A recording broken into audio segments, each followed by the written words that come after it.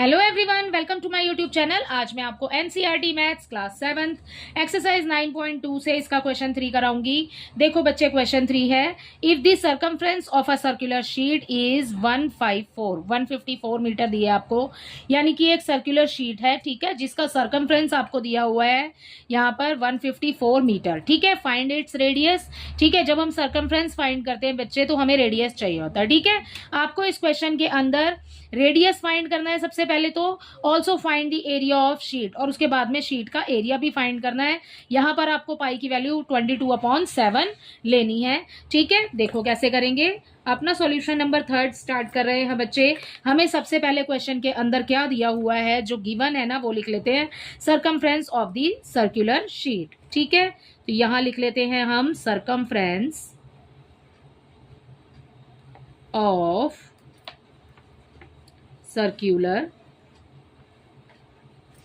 Sheet कितना है बच्चे, 154 मीटर, राइट। ये हमें इस क्वेश्चन में दिया हुआ है, सर्कमफ्रेंस ऑफ सर्कुलर शीट। क्या फाइंड करना है, रेडियस सबसे पहले फाइंड करना है। तो सबसे पहले यहाँ पर फॉर्मूला लिख लेते हैं अपना, सर्कमफ्रेंस ऑफ सर्कुलर शीट।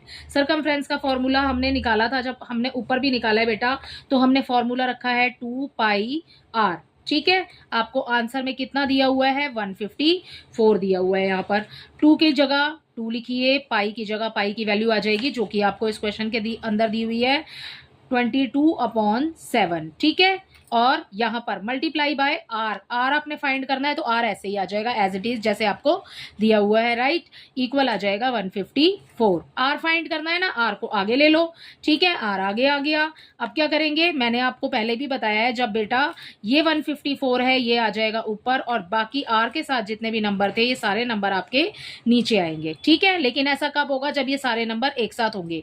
यहाँ पर आप नंबर देख रहे हो कि नंबर्स आपके पास अपॉन में दिए हुए हैं, हमें है ना, अपॉन में दिए हैं, तो क्या होगा, ये वाला जो अपॉन वाला नंबर है ना, ये उल्टा हो जाएगा, ठीक है। उल्टा होगा तो देखो कैसे करेंगे, ये 7 आ जाएगा ऊपर, और बाकी जो भी नंबर है वो आ जाएंगे नीचे, ठीक है ना। समझ आया आपने कैसे करना है। देखो 2 की मल्टीप्लाई हम 22 के साथ करते हैं, राइट। तो ये सारा अपॉन एक ही हो जाएगा, ठीक है, और अपॉन में है 7, ठीक है। अब मैंने आपको बोला कि 154 ऊपर आया, तो ये वाला पूरा नंबर जो है उल्टा हो जाएगा, तो 7 जो नीचे है वो चला जाएगा ऊपर मल्टीप्लाई में, ठीक है। और जो ये दोनों नंबर है, ये दोनों आ जाएंगे नीचे, राइट। अब देखो बच्चे, कैंसिल कर लो, बिल्कुल ही क्लियर है बेटा। 11 के टेबल से कैंसिल हो जाएगा, 11 2 ज़ा 22, ठीक है। ये भी 11 से कैंसिल हो जाएगा, 11 1 ज़ा 11, कितना बचा, 4 बच गया, ठीक है। इसको दे देंगे तो 44 हो जाएगा, 11 4 ज़ा 44, ठीक है। अब ये हो गया 14 और ये है 2, तो कैंसिल कर दो फिर से, 2 1 ज़ा 2 हो गया, 2 7 ज़ा 14 हो गया, राइट।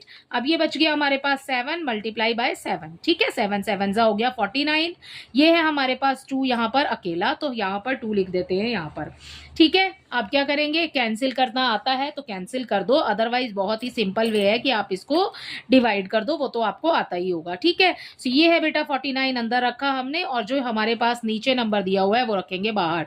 2 2 ज़ा हो जाएगा 4, ठीक है। 9 ऊपर से नीचे उतारेंगे, ठीक है। 2 4 ज़ा हो गया 8, 1 बच गया हमारे पास, डेसिमल लगाएंगे और एक 0 यहाँ लगा के इस 0 को नीचे उतार लेंगे, ठीक है।